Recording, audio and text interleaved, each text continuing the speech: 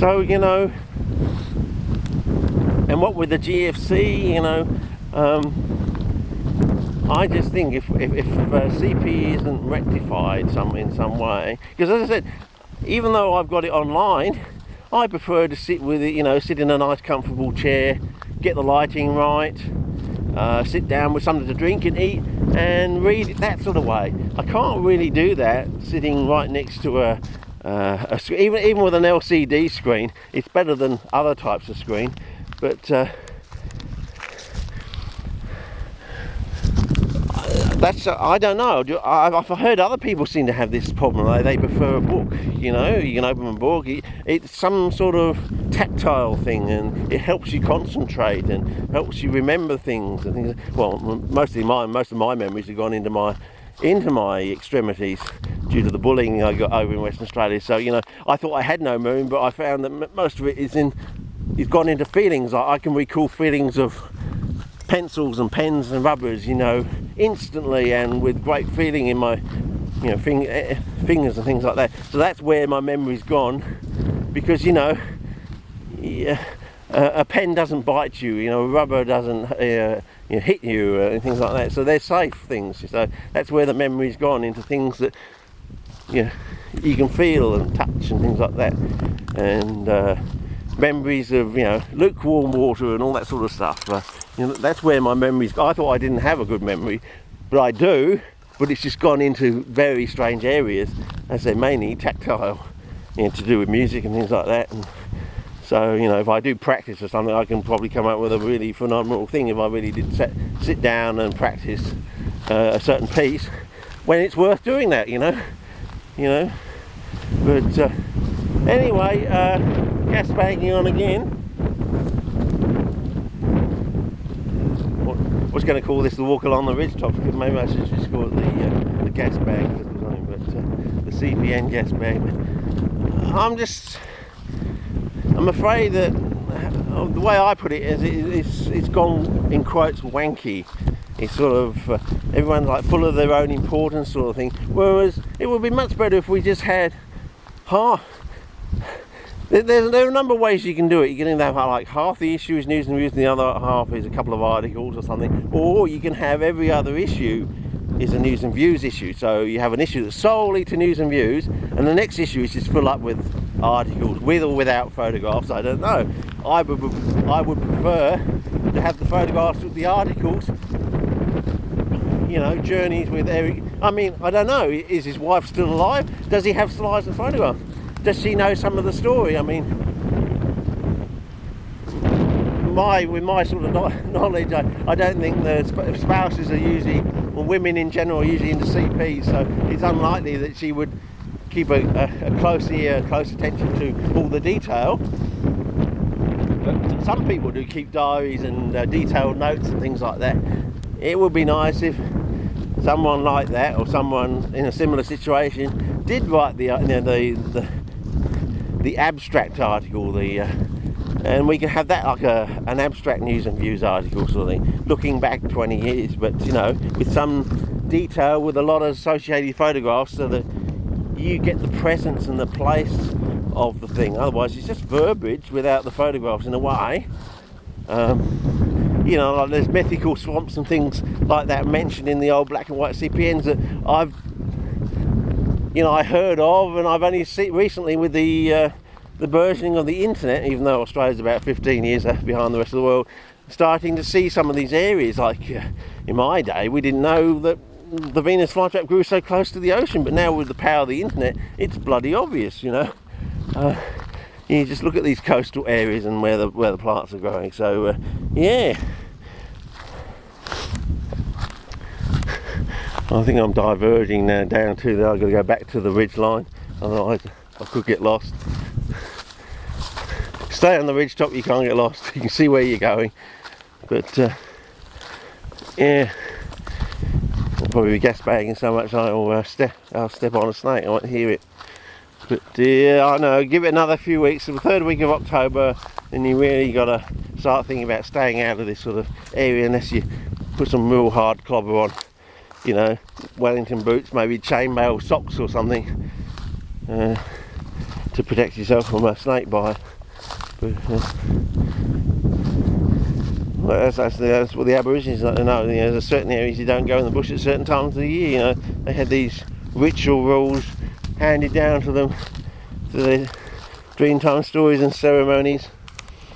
But yeah, so whether we can have that, but as I said, it would have been nice if it was done actually at the time, had we not gone in this sort of direction through the quarto issues into the early 90s and gone pseudoscience sort of thing. And yeah, I mean, I wouldn't mind if with all the pseudoscience we actually had, the had come into line with horticulture, so we actually had the answer. You know, this is why the sea peas are so hard to grow, from all these so-called wanky articles, self-aggrandizement articles. We've actually got the answer now for the general hobbyist. This is how you grow the plants, sort of thing, and this is why you couldn't, and these are the reasons why you couldn't do it in the past.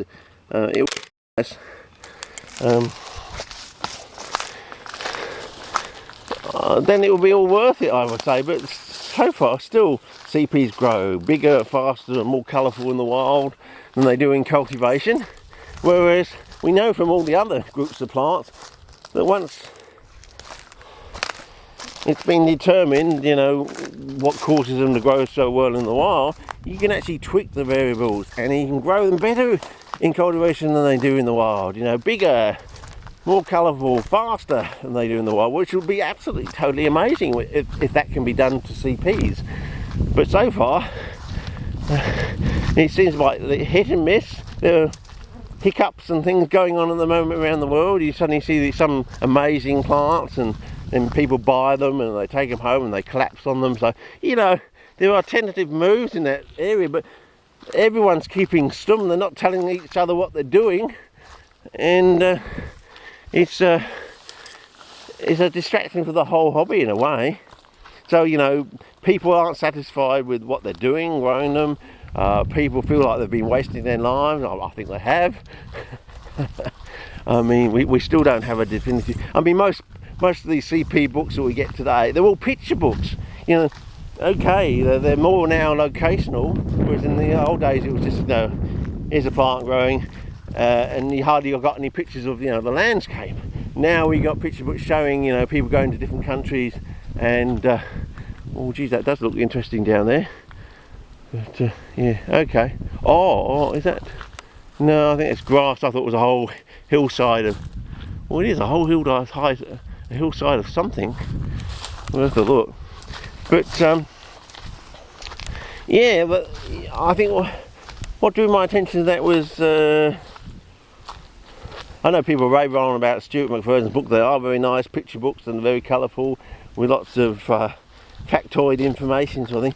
But I remember when the first one came out, I went to the cultivational section and it was barely 2 pages, and it was just barely the basic stuff, you know, put them in bright light and give them water sort of thing, and high humidity sort of thing. I think, isn't there more to sea bees now after nearly 40 years than that?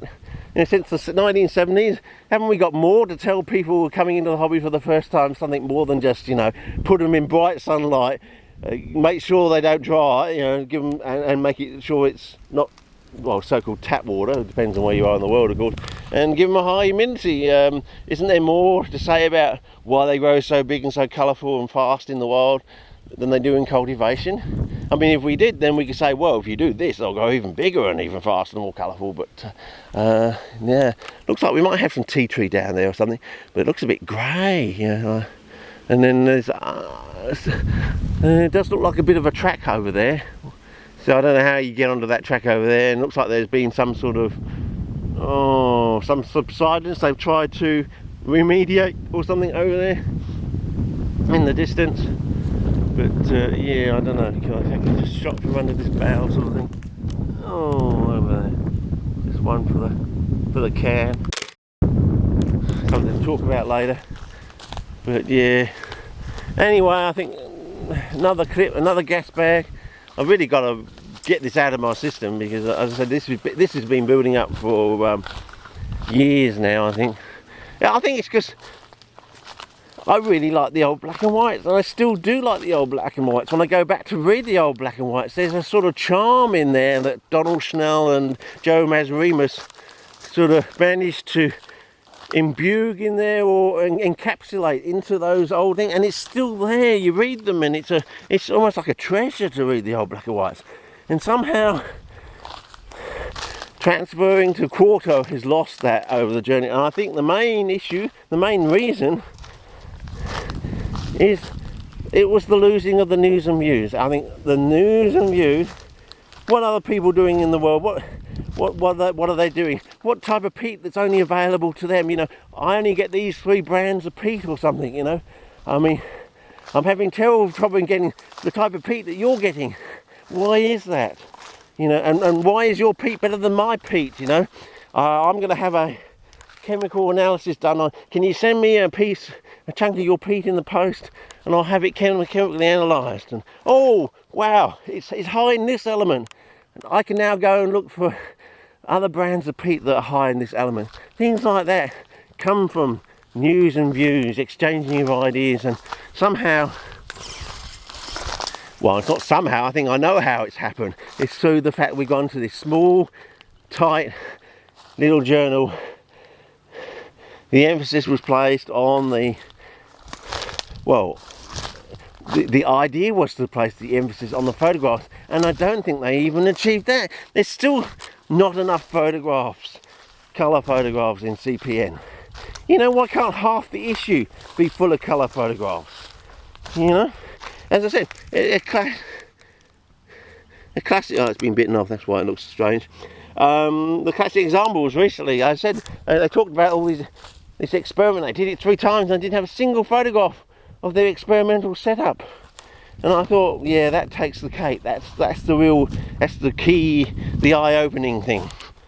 But anyway, I think I need to start a new clip now. But I'm going back down the side. I don't really want to do this.